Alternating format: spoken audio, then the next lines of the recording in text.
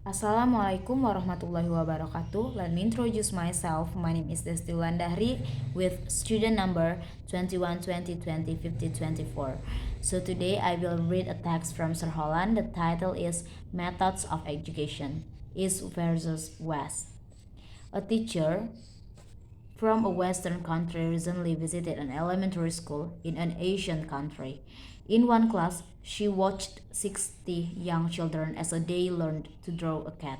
The teacher drew a big circle on the blackboard, and 60 children copied it on their papers. The teacher drew a smaller circles on top of the first and then put two triangles on top of it. The children drew in the same way. The lesson continued until there were 61 identical cats in the classroom. Each student's cat looked exactly like the one on the board. B. The visiting teacher watched the lesson and was surprised. The teacher methods were very much different from the way of teaching in her own country. A children's art lesson in her own country produced a room full of unique pictures, each one completely different from the others. Why? What causes this difference in educational methods? In a classroom in any country, the instructor teaches more than art or history or language. He or she also teaches culture or the ideas and beliefs of that society. Each educational system is a mirror that reflects the culture of the society.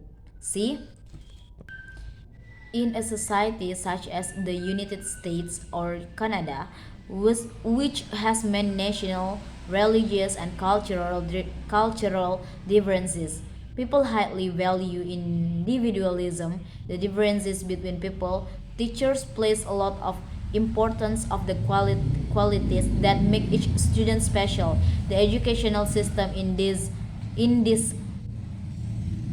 these countries show these values. Students do not memorize this information, instead, they work individually and find answers themselves. There is often a discussion in the classroom. At an early age, students learn to form their own ideas and opinion. In most Asian D. In most Asian society, by contrast, the people have the same language, history, and culture. Perhaps for this reason, the educational system is much of the Orient reflects society beliefs in group goals and purposes rather than individualism. Children in China, Japan, Korea often work together and help each other on assignments. In the classroom, the teaching methods are often very formal. The teacher lectures and the student listen. There is not much discussion. Instead, the students recite rules or information that they have memorized. E. There are advantages and disadvantages to both of these systems of education. For example, one advantage to the system in Japan is that students there learn much more math and science than American students learn by the end of high school.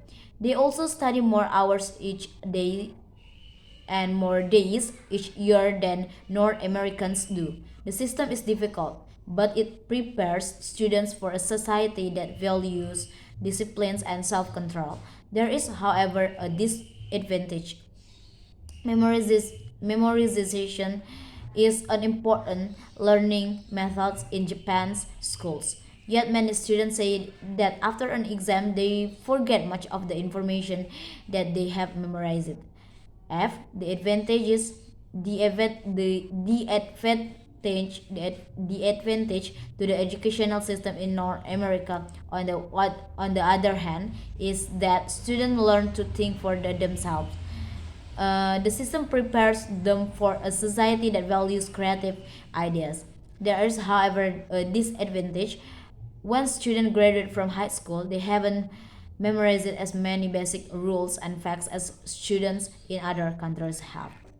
Okay, I think that's all from me. Thank you for your good attention. Wassalamualaikum warahmatullahi wabarakatuh.